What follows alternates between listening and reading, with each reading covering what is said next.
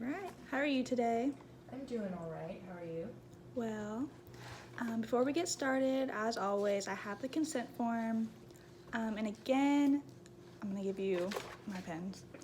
And before we get started with everything, everything is confidential. And if at any point you don't feel comfortable, we can stop. Or if you don't want to answer a specific question, you don't have to.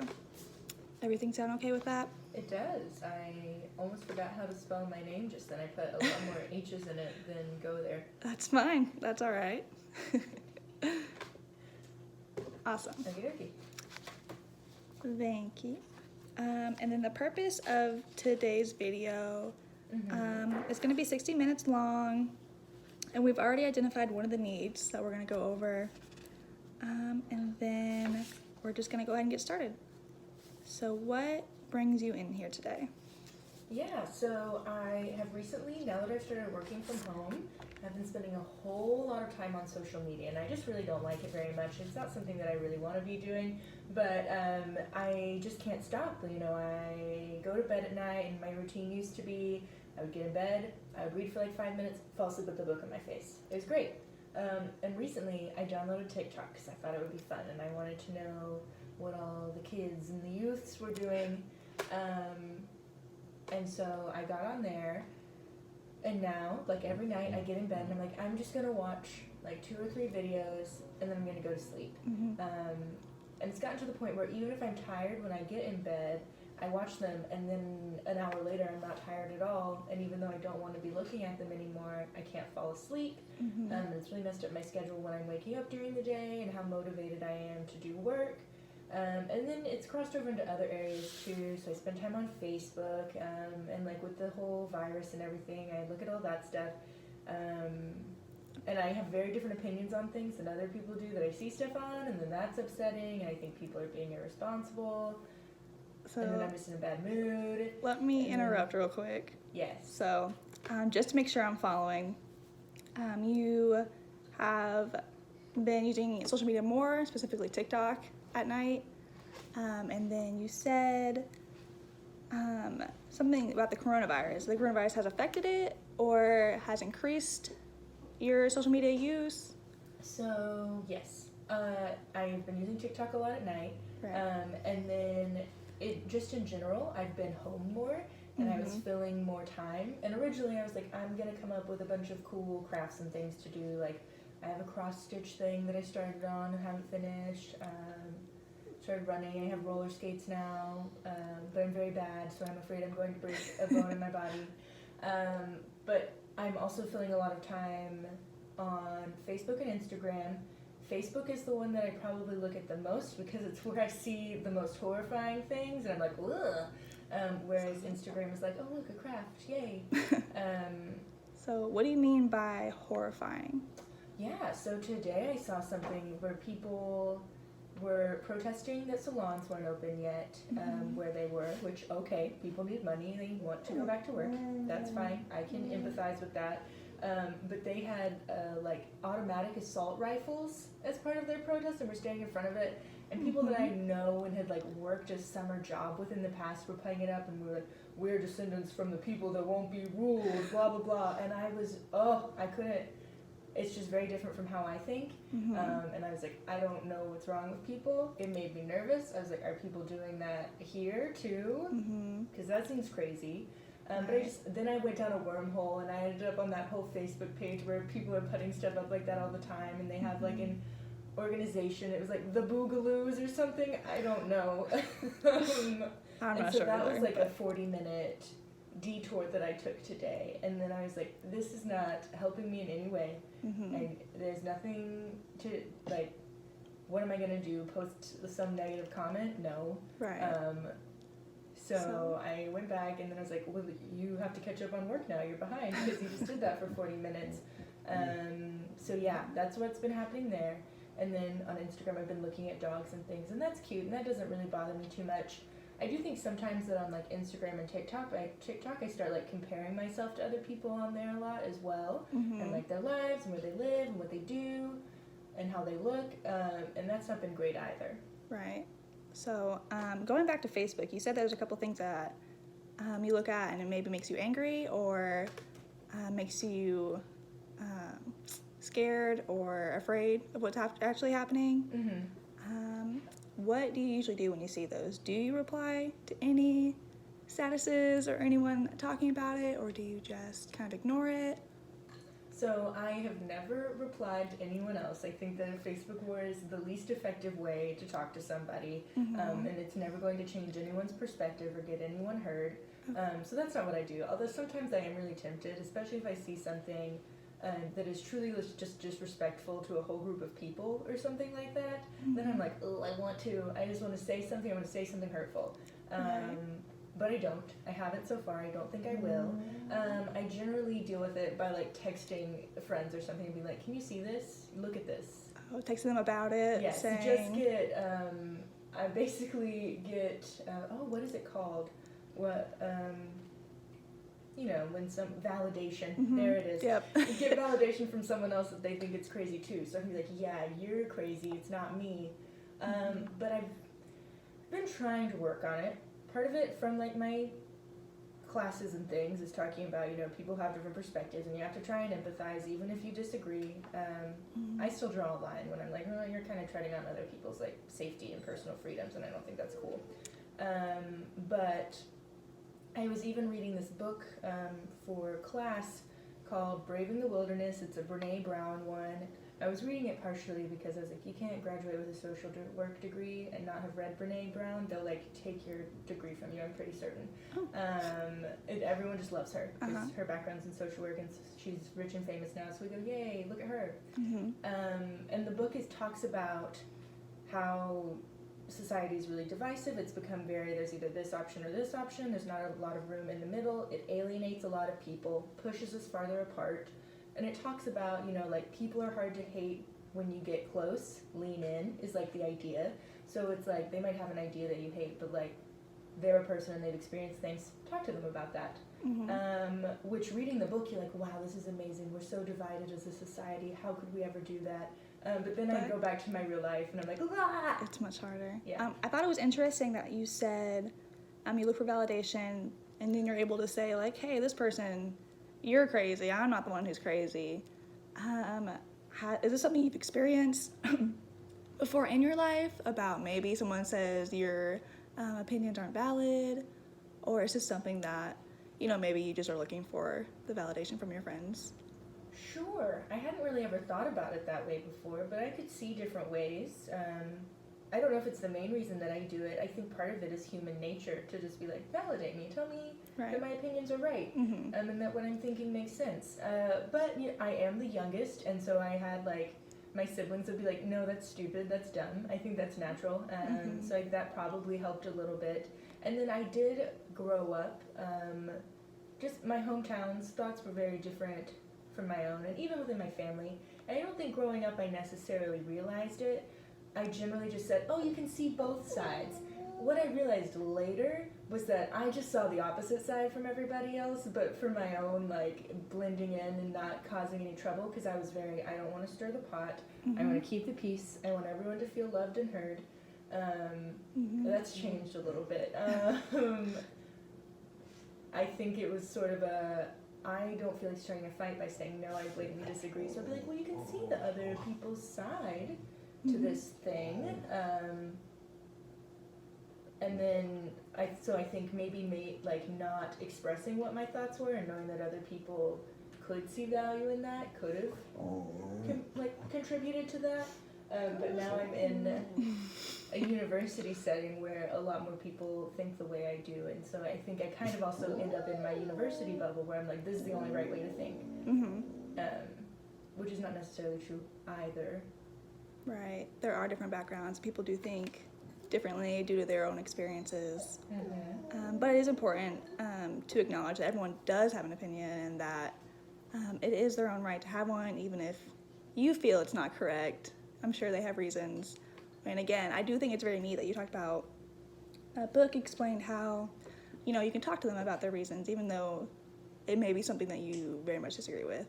It's something you can talk about and maybe explore that idea and see where they're coming from. Yeah, I haven't finished the book yet, so who knows what all else she'll tell me. Oh. Well, she sounds very intelligent, so I would finish it. She's on like, I was on like chapter 4 and I was really chugging along, but then I finished all my school assignments and my brain was like, this is a school book. So you So shut I it picked off. it back up. Yeah, Right. I really would like to finish it. I just haven't done it.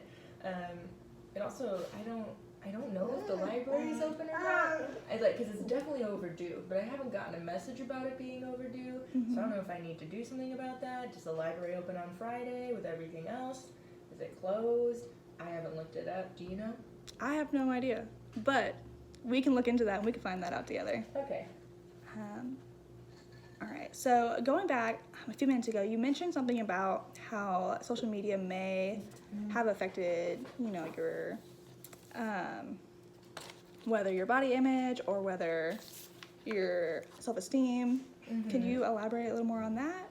Absolutely. So I think this is, it's not uncommon either. I've talked to some people about it where, like, in mainstream media, people start to look the same. There's specific ideals that you see everywhere, and they're not necessarily representative of the actual human population. But I start to see, like, this is normal. This is either how my house should look, or this is how I should look and get ready every day, and this is how whatever else should happen, because it's what I keep seeing and what I'm kind of inundated with. And while, like, part of my brain knows that that's not legitimate and what I'm doing is fine, it's still really easy to compare. I'm naturally a fairly competitive person. I like to be better at things than other people, unless I'm just truly horrible at it, and then I can be like, oh yeah, it's fine, it's a game. So even with things like that, I am constantly comparing and starting to wonder, like, oh, should I do this? Should I do that? I decided that since I wasn't, like, walking around campus or anything every day, I should probably at least keep track of what I was eating while I'm in quarantine, so that my clothes still fit when we're eventually back out in the world, going about our daily activities. And then I guess with the cookies or something, now everything that shows up on my pages are like, ooh, try this fitness exercise, do this, here's this workout, here's this food that you can try, blah, blah, blah.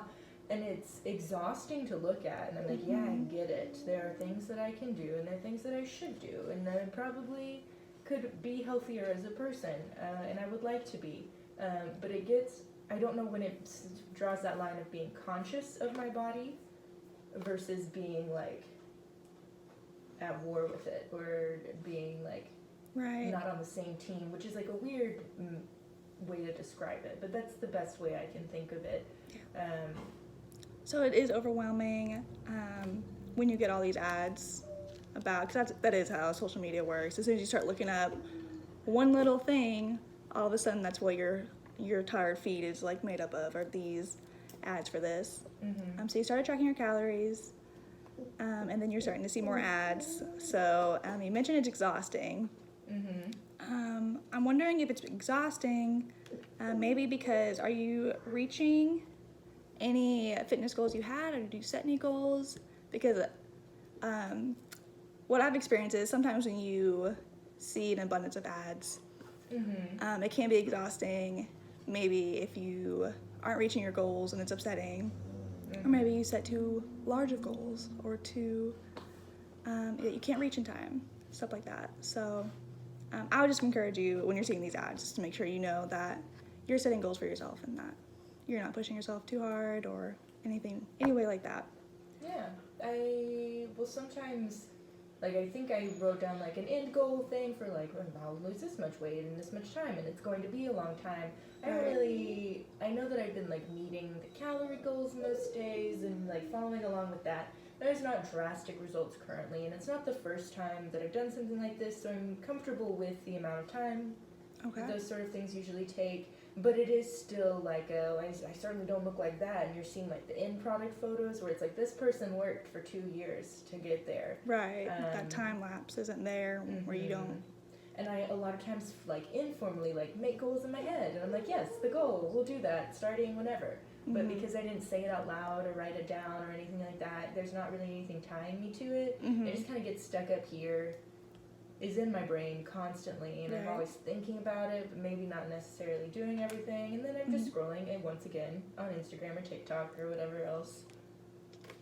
And then there's another seemingly perfect image. So this is actually an issue with everyone. A lot of times you see it with females who are able to compare, or who compare themselves to these images. It is something that, is known. It's a problem. More recently, I know Instagram had taken away who can see how many likes a photo has, and I do believe that's on like the attempt to take away from the power of saying I have this many likes on my photo, or the validation of that. But it does sound like you are comfortable and you're not pushing yourself too hard with those goals. And I do like how you said that you've done this in the past as far as your calorie counting goes and all of that. So it doesn't sound like you're really harming yourself in any way. No, I don't think so. It's just the general comparisons get kind of tiresome when you're looking at it, even outside of like body image ones. Like even just seeing like, oh, this person, like we've been watching a lot of art TikToks where people are like drawing something beautiful, or they make something, and I'm like, oh, why can't I do that? Why can't I do that? Or there's like a lot of aesthetic ones where you just look at the ways people have designed their room or set things up. Hold on. Come on, Whitney.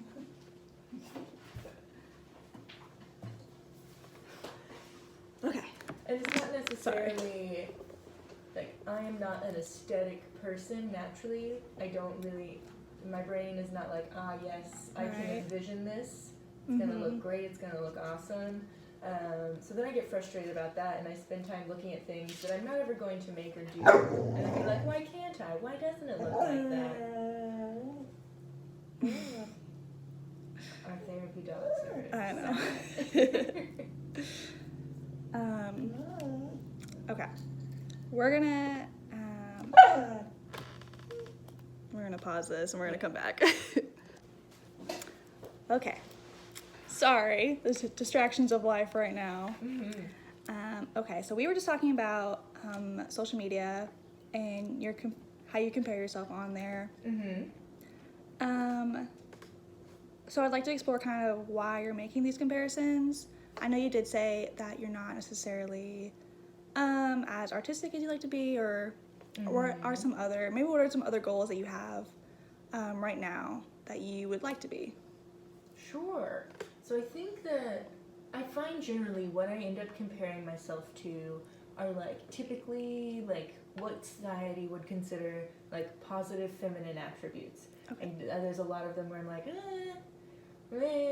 don't know if it's like internalized misogyny or what. That's a whole other conversation. But where it's like, oh, I'm supposed to be like really good at decorating or doing these artistic things or making things look like pretty and attractive and blah blah blah.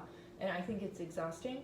I don't like doing it as much as I feel like I should like doing it based off of just the background of other people in my life, whether it's comparing myself to friends that do it, or like my mom and my sister are good at like specific things that maybe I'm not good at either.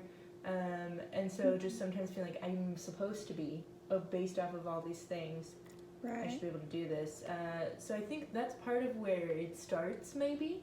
And then from there it just gets kind of blown out of proportion once I see like professional people putting things up on how to do this or how to make this outfit look amazing, blah blah blah blah. So I'm wondering if you feel like you have a specific role that you need to play in society, and that could be affecting why you feel exhausted when you're looking at these other social media accounts and you feel like you're not meeting those goals, or those you're not in that role where you feel like society thinks you should be. Does that sound accurate? Or yeah, I think that could definitely be part of it. There's not like, well, I'm sure there are like idealized people where I'm like, yes, like I can think of like when I watched this like home renovation show on HGTV. It's great, Hometown. Have you ever watched it? I haven't seen Hometown. I Hometown. just love it. They do the coolest stuff and they build these really awesome tables, and it's just very, very cool.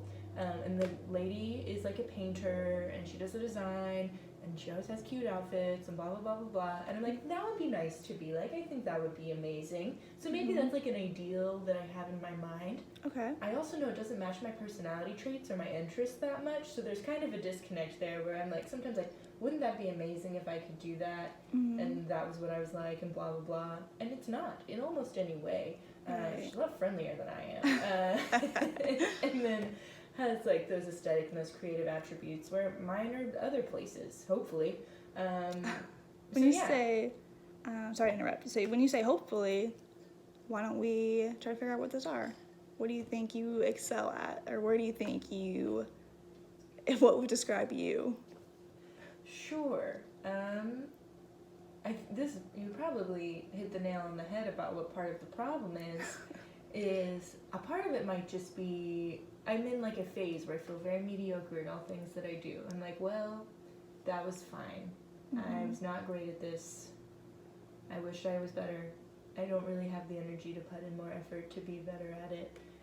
And I generally am not like anytime, in like work development or in classes or whatever, where they're like, let's go around, talk about our strengths or blah, blah, blah, blah, blah. I'm always so nervous and so uncomfortable about what I'm going to say because I don't know. And I know that that's dumb because, I talk about like a strengths-based perspective in class all the time. What do people have going for them? What are their strengths? What are their talents? What resources do they have available? And that exists for every person, so I know that it exists for me. But I'm also kind of like, ooh, when put under pressure, there aren't like knee-jerk things where I'm like, I know that I am good at this and that is helpful and valuable to other people or is appreciated by other people. So I don't really know. I think that's something that I would like to identify some more. I don't even know how to get started. How do you do that? Well, why don't we take a look at what you do? What do you do when you feel the most confident? So what do you do in your life where you're like, I enjoy what I'm doing in this moment? Is there certain activities? Do you work with certain people where you feel most confident? I think most of the time, if I am like with friends that I've known for a long time, most insecurities are gone at that point. I don't know if it's just because I'm like, yes, I feel confident that I am a good friend, or if it's more of they already know what a mess or, excuse my language, shit show this is, and they've accepted it and that's fine. So maybe that's one thing. I think that I am okay, at least, at supporting other people most of the time. You don't sound too confident about that. No, I don't. I want to narrow it down some, but I don't know what it would be. Some other things. I would say that I'm like good in academics and like taking content and understanding it. But that's probably another reason I started comparing myself is because my school is done. I finished it last week. I am done with that. And now I'm looking at the workforce and I'm like, what if I'm not as good at that? And like, what strengths do I have there? And I'm like, when I talk about like strengths in an interview, I talk about like being adaptable or sort of a chameleon so that like based off the situation that I'm in, I change a little bit and I'm able to like read what other people are looking for or what they need and meet their energy level or meet whatever else if I feel like I have to. There are days where I'm like, no, I'm not doing that. I feel like I could identify that as a strength, but I also feel like it makes it hard for me to identify other strengths because like what pieces are me being myself and what I'm naturally fit to and what's me like kind of just like bending to fit whatever it is that's needed at that time, which I appreciate from other people when they're willing to be flexible. Right. I think those are strengths. Flexible and being dependable are dependable. I like that one. That one sounds fine. Yeah. Okay. But see, those strengths aren't very glamorous, and everything that I see, ooh, it's so shiny and fun.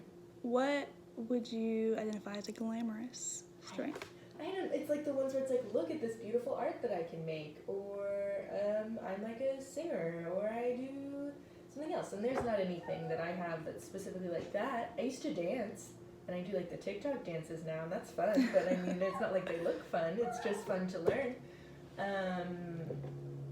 And have like picked up other things to just fill with activities, but not with the intention of like actually really becoming great at any of them, just to be like, this could be fun, maybe I'll have fun doing that. So yeah, I think the ones that I glamorize the most, and it's again probably because I don't have them, is that idea, and it's probably because they're the most easily recognizable because it's visual and you can see it. Yep. The material things or yes, physical. Yeah, so like aesthetic, design, understanding that sort of thing, I think that's amazing, and it's not something that I can identify for myself. But there are other strengths that I think are valuable too that I'd like to like improve on. Like there are people that you know that just like make everyone feel comfortable and at home and that sort of thing, and that's not necessarily something that I excel at, and I think that that would be something that is really, again, positive. I think a lot of the traits that I identify as positive still are like more maternal traits, or like traits that are put on that, and I'm not necessarily. And again, where's the line between that's something that I genuinely think versus what has just been like inundated for you're supposed to be good at these things? Yeah. So I think it's important to also recognize that although the glamorous or the shiny talents that you see people have, that is impressive, and that is definitely important, but it's also just as equally important that you're able to build relationships and you're able to have these friendships, and that is a skill and that is a strength that you may have. Or maybe people can rely on you because you're able to be flexible and you're there to help them, and you're willing to go the extra mile for people. And like I said, I think that is definitely a strength, even though it doesn't, as you say, seem as glamorous. But it really is. It's just as glamorous because that is important in society and today. So I want to go ahead and pull back around, and we're going to start looking at ways we can maybe change your social media use, or we can focus on what behaviors you have associated with that. So first, do you feel like you want to change your social media usage, or is that something that you're okay with? I absolutely do, because I feel like it's something that's become a more recent problem. Before this, when I was home pretty constantly, like I was on social media and I definitely wasted time. You know how iPhones do that rude thing where they're like, oh, here's your daily usage amount, and you're like, who asked? Right. No one. And so like I was definitely using it. I would go through and look at things like twice a day, probably in the morning and at night, and I'd be like, oh, cool. Or if I was like waiting for someone on campus and I needed to look busy, you know, right. I'm on there. But it didn't really become something where it was a problem and there was like a lot of comparison things. I don't really feel that I get very much validation from it, so I feel like that's something that's easy, that is a struggle for a lot of people that I don't have to necessarily worry about. Because most of the time I'm just creeping. I'm not posting anything. I'm just like, oh, look at what other people are doing. Yep. So I think it's definitely something I want to cut back on.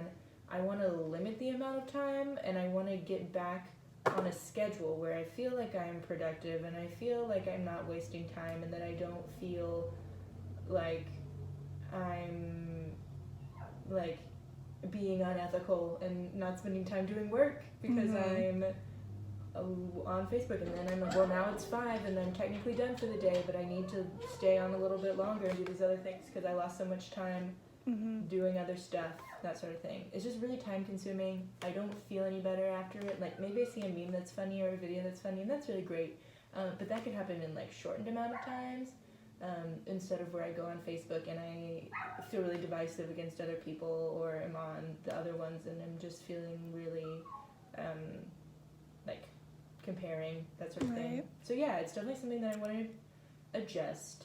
Okay. I have to get up the motivation to do it though, and I don't know where that's going to come from, or even what process I should take or how I would get there. Awesome.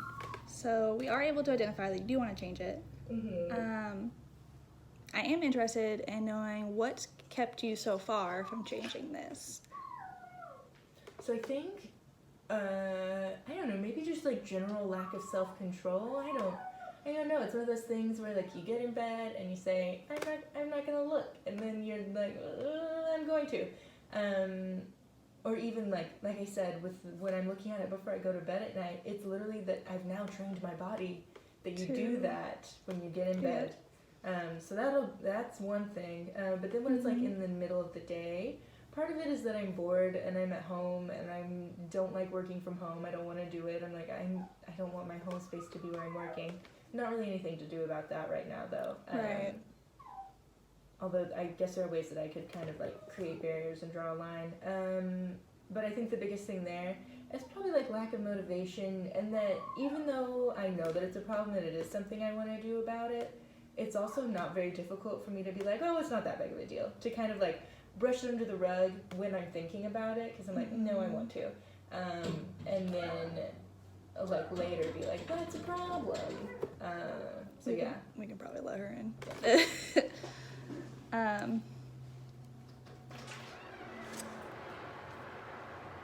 Okay.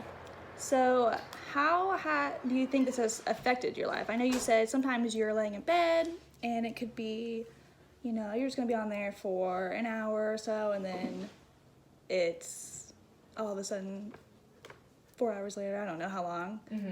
So how has this affected your life? Maybe your sleep, or maybe less productive during work. I know you say you work at home and it's easy to kind of be like, I'm just going to take a break when there's really no one around watching. So what are some specific ways you think it has affected your life? Yeah, absolutely. I can think of one way, like this past week, that it was like a big effect. The other day I had a job interview at 8:30 that morning. It was like a virtual one or whatever. And I was so nervous that I wasn't going to wake up for it because my sleep schedule's been kind of and I wanted to make sure that I looked nice and professional. So I set an alarm. I was probably a little too overzealous and set one too early for my body was just going to be like, no, we don't hear that yet. I kind of wonder if I'd set it like 30 minutes later, if it would have been less of a problem. But I set like 3 alarms, and then I was like, you're not going to get on TikTok for a long time tonight. I was still on there for like an hour. It was kind of late. And again, it did the thing where I was awake. Right. And so then I laid in bed and I read. And even though I wasn't like scrolling on social media, I was awake because I have taught myself now that you're up until 1 or 2 a.m. You don't go to bed at 11 or 12 like you used to. And so then I made it to the interview, but I didn't have time to shower. I didn't have time to get ready. So I was just really frazzled when I started. I probably didn't do as well as I could have done. I think that I recovered, but I felt poorly about the situation. So that was like the most... That's probably what made me be like, oh, we should do something about this. Maybe we should change this. Yes. And then in general, I think the other ones are just kind of like a general kind of feeling of unease, where it's like, unease makes it sound like I'm like creeped out or think something's like about to jump out at me. But like just like a feeling of, I don't feel great. I feel kind of like, man, I'm a crap person, whatever. That's probably too far too, I don't know. And then just like negative self-talk, whatever. Right. And then just the idea that, again, I'm not as productive, and then I feel bad about that, and I'm like, boo, Meredith, that's not who you are as a person. You don't want to do that. You want to meet the commitments that you like set out, that sort of thing. Okay. So, yeah, I think those are the ways that it's affected me so far. And I guess I'm kind of worried that if I, like, continue to let it, to, like, keep up with the same habits, things will get worse. And then when I go back to working, in person, I'll have, like, completely changed my behavior patterns. And then it'll be difficult to transition back. And maybe I won't. I don't know. Human behavior is hard to change. Yeah. Okay. So about, and this may be a difficult question, but how often do you use social media? How many times a week? How many hours a day? So, let me think about that. This morning, when my alarm first went off, I probably stayed in bed and watched like videos and stuff for like 20, 30 minutes. And then I'm thinking about it from like a daily perspective, and then I'll make up a random number. It's definitely every day. Okay. There's not a day where I just like completely don't use it at all. Okay. So every day, multiple times a day. I'm afraid to say how many hours. And the little phone thing doesn't necessarily work because I'll also like have Spotify on at work, so I'm listening to music or I'm listening to a podcast. And that I feel like is really helpful and keeps me focused, especially now that I am like working alone and I don't have someone to like bounce ideas off of. It's nice to listen to a podcast and be like, oh, people exist out there. Yes. Things are going on. People are still talking to one another. So I do that, and that like gets added to the tally. But then at night, I'm like every time I'm probably on like the shortest I think is like 30 minutes again. And then just like at bits and pieces during the day, I have no idea how much, because I like to think that it's like another 30 minutes, but I'm sure that it's probably more. So I would say like on average 4 hours a day. 4 hours a day? Yeah. Social media use? Yeah. Okay. Okay. And then what, if you were to decrease this, what would your life look like at that point if you decreased your social media use? Would you be more productive, you feel like? What do you think? I think if I changed in a way that I wanted to, I think that hopefully I would sleep better again. I'd feel more rested, probably be more productive. And sometimes I think there's a lot of legitimacy in people taking breaks from work, especially like computer work, just because there's like a point where you're not productive anyway. You're sitting and you're looking at a screen and you're daydreaming. So like taking like those 15 minutes or whatever, but I feel like there are a lot of other things that I could do with those 15 minutes that would be more rewarding, or I'd feel better, whether it was like taking a quick walk or like actually taking a minute to make food instead of eating white cheddar popcorn. Yes. Delicious though. Yes. Petting dogs at the house or something like that. Like, there are a lot of things that I could do instead of that I feel like I would feel better after doing, and again, not feel as like comparing or whatever else. And I might actually be able to like set goals or reach goals that I see other people doing on social media, where it's like maybe I take those minutes to go back to the little cross stitch I bought and do a little something on it. Or whatever else. But at the same time, when I set those expectations for I should do this instead with my 15 minutes, then it starts all over again, and I'm like, ooh. Right. Okay, so we can identify that you would like to at least decrease some amount of your social media use time. Okay.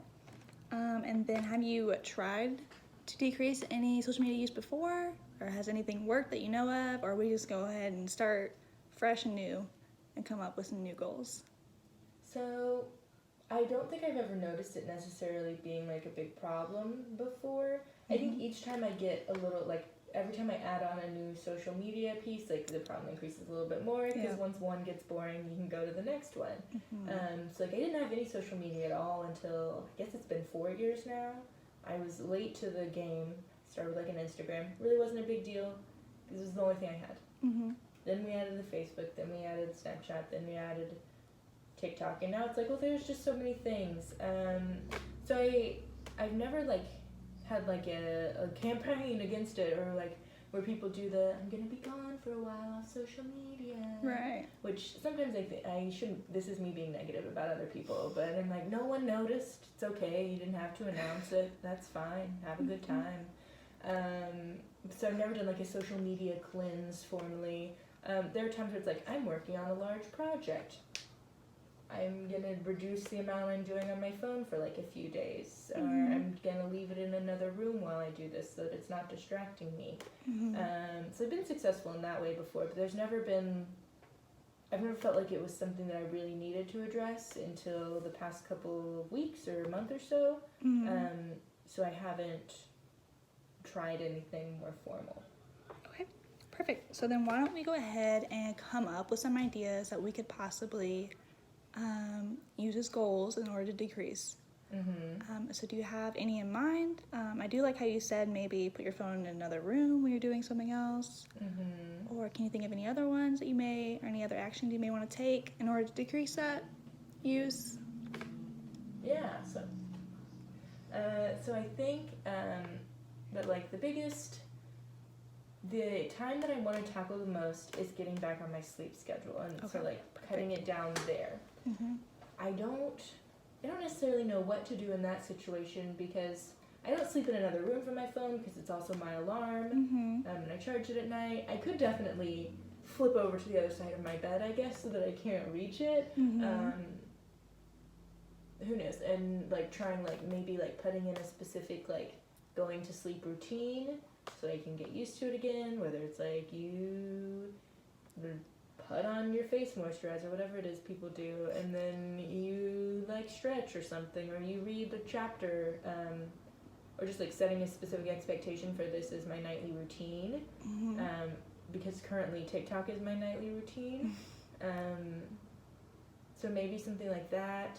Okay. During the day, because I do want to address that as well. I do think leaving my phone in another room is really helpful. I do get calls on my phone for work occasionally, and I don't want to miss those, which is why sometimes I bring it out. It might be helpful to, again, just like put it on a table where it's out of reach, or I remember like my freshman year of school, and I think it still exists, there was some app that you used to like, you would turn it on during class, and then it like wouldn't let you get on your phone or whatever, and every time you did that, it was probably kind of like creepy because it also knew where you were, so like you couldn't turn it on off campus and expect to earn points, but you would earn points, and then it would create like coupons and like 20% off at like restaurants around campus. And so that was a really great motivation to be like, yeah, cool, I'm not, while I'm in class, I'm going to turn this on, I'm going to get those points, I'm not going to look at my phone. And so I kind of like, I wonder if there's anything like that. At the same time, should my solution to being on technology all the time be more technology? I don't know. I don't know. What do you think? Well, actually, I was going to go into what your reinforcers would be, or what you think you could hold yourself accountable with. So, as the issue is social media use, personally, I may recommend not continuing another app, downloading another thing on your phone that could distract you, or cause you to not focus on the things like such as work or your sleep schedule. But everyone has their own way of doing things, so if that's something that works for you, definitely something you can look into. That sounds manageable, and nothing else is interesting to me right now. Right. It is difficult when you're no longer, I know you've mentioned before, you're going into the workforce versus academic world. And when you go into the workforce, there's no longer those fun little, you get points for doing this. And that kind of goes away, and you get into the boring world of work. But there are still ways that you can curate those habits and have those reinforcers there. You could always, and this one may not seem as fun, but you could always have someone else, maybe a friend, hold you accountable. Either saying, you know, this is when you're going to get off your social media and you're not going to go back on it. And they're going to make sure to ask you the next day, like, hey, did you go on your social media? Just a simple question being like, did you use it? Which you could very well say no, and you did. And that's something you'd have to hold to yourself. I think that's a good idea. I feel like most of the time I'm fairly honest, so I think that I would most likely adhere to that, and I would probably say, yeah, I did.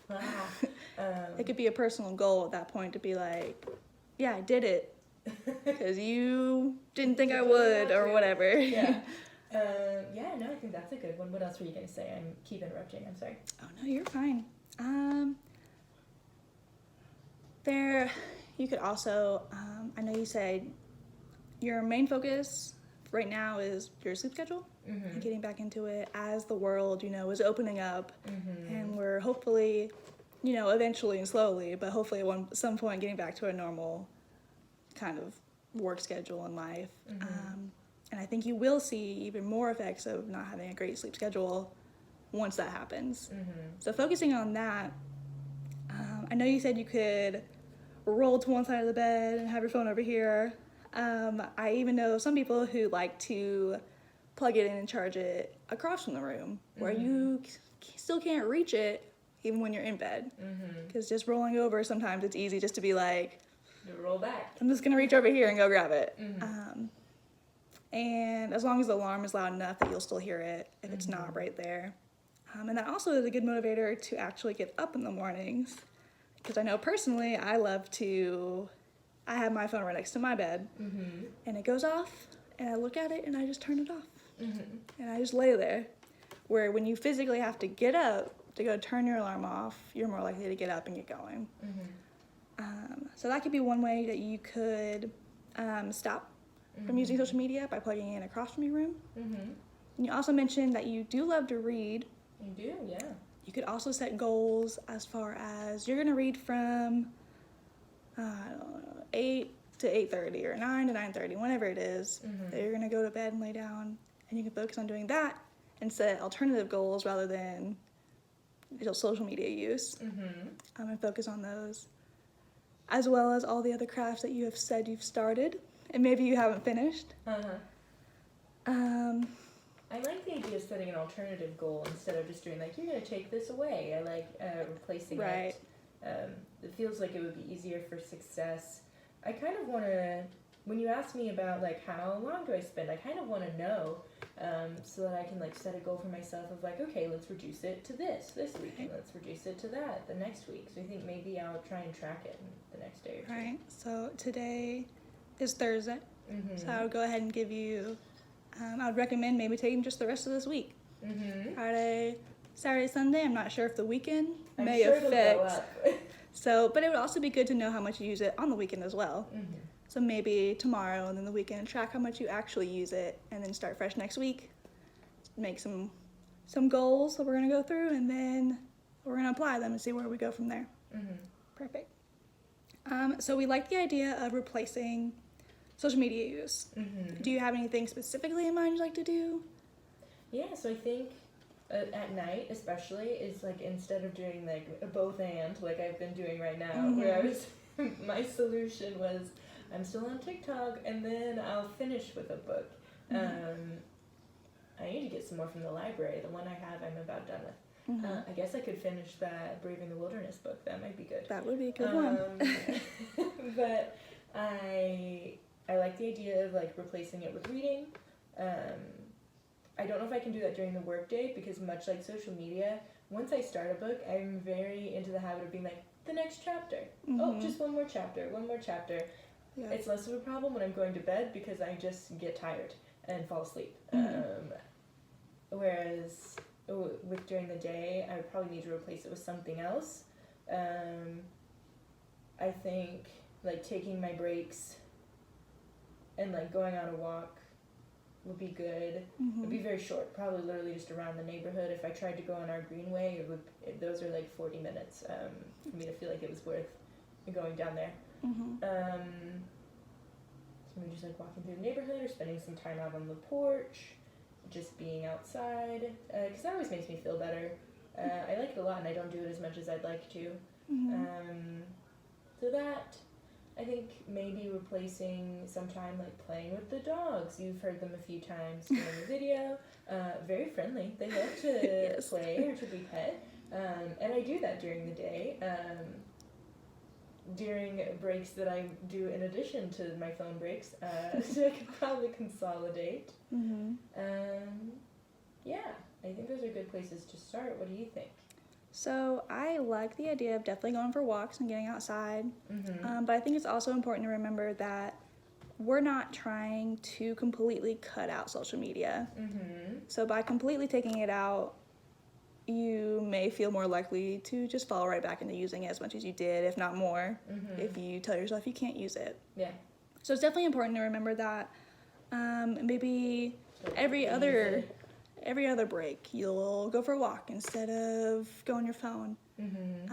Alternate it so that way, yes, like you said, you can phase it to decrease where you want, because with any goals, just completely stopping and starting a new habit is very difficult and difficult to maintain as well. So I do like the idea of, how about we go ahead and focus on next week when you want to take a break.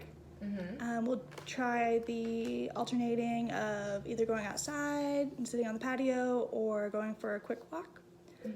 And maybe you can throw in playing with the dogs occasionally. I'm sure they want the attention. And then also still every once in a while, take a break and look at your phone and go on social media, because there are benefits to it as long as you, I think it's important to know your triggers. So as we've talked, I know you said a lot about comparing yourself to other people, specifically maybe how they are with their home or how they dress. Knowing that they're there and that they're going to affect you, however, is important in those moments where you feel maybe you're comparing yourself, being able to say, no, I'm good at these things. And we've talked about some strengths, but I would challenge you to take a deeper look and find some more of them as well as you're continuing along, because I know you have plenty of them. As well as understanding, why you're making those comparisons when you see them, saying, maybe I feel like I'm not satisfying this portion of my life, so I feel like I need to be better. And understanding that everyone's at different stages of their life, and some people may, not have school or not have a job like you do as well.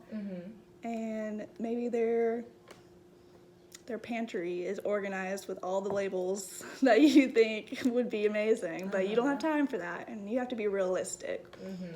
And I think that's key. Okay, so then we're gonna go ahead and set a time that I would like you to try to start reading. Okay. And then we'll give it a time limit, and then we'll hopefully have a time that you're gonna go to bed as well. Okay. So what time do you think would work best? So I think that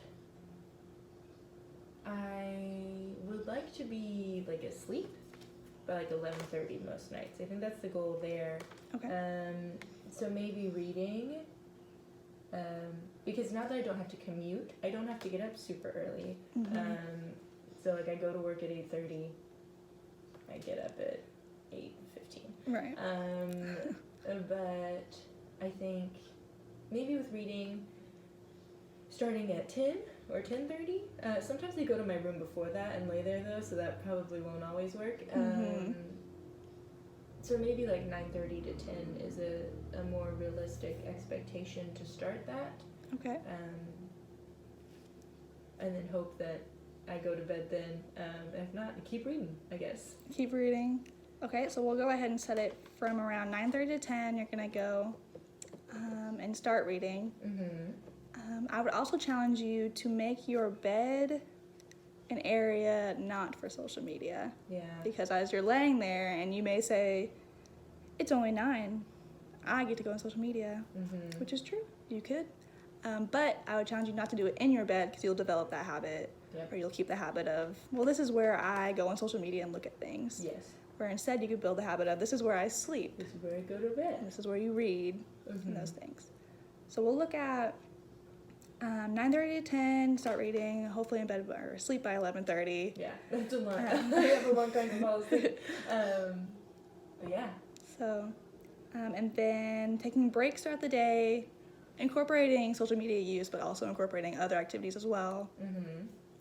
I would also challenge you to finish that cross stitch that you started. Yes. You mentioned that you felt mediocre and that you don't feel like finishing things. What I did was I learned the first stitch, and then I ran out of the spots to do the first stitch, and I haven't had the motivation to learn the second stitch. So yeah, no, I think that would be good for me to practice completing projects. Something, and a lot of times that is a snowball effect where now you want to do something else, because it is satisfying when you finally see a complete project. Yes. So I would definitely challenge you to go ahead and finish that. Great. So other than that, we're going to go ahead and make sure, to recap one more time, bed by 9:30, and asleep by 11:30, reading books, walks, petting dogs. Slowly, first I need to track my social media use, figure out how much it is Right. during this week, and then work on shaving it down a little bit and alternating those other tasks, completing projects. Yes, definitely complete those. And then I would definitely encourage you while you're on social media, and if you find yourself comparing, maybe using positive self-talk, as difficult as that sounds, or once you reach that point, maybe just take a break and say, I'm just going to log off at this point, and say, I'm just going to maybe work on that cross stitch if you feel like you are comparing yourself or something like that. And then other than that, how else are you feeling about this? Do you feel like you can do that, or? It feels manageable. I'm Okay. definitely gonna, when I get home, need to write it out somewhere Okay. where I can see it so that it's there to remind myself pretty regularly, because otherwise my brain is like, nah, whatever. Right. It's not that I don't remember, but it's easier for me to be like, well, I don't know, was I supposed to do that? Yes. So I know that about myself, and I'll need to go and like stick it on a sticky note on my wall or something so that I actually do it. But it feels manageable, and I also don't feel like if it doesn't go 100% the first time, I feel like I'm comfortable to let you know that and keep working on it. Great. Also, on the sticky note side of things, Mm-hmm. I would also encourage you, if you feel comfortable enough, to identify a friend that you're able to say, these are my goals. Mm-hmm. Will you just text me every day and say, did you go to bed? Do that. Yeah. Did you do this? Because I won't be on my phone, so you can't text me at night Uh-huh. and ask me what I'm doing. But yeah, so I think you've got this, and that's something that you can work on. And then we'll talk about it, see how it's going after you do all that. Does that sound okay? Yeah, I feel comfortable with that. Perfect. Do you have any questions or comments before we end this? No, I don't think so. I feel good. Perfect. All right. Well, have a good rest of your day then. Thank you, you too. Thanks.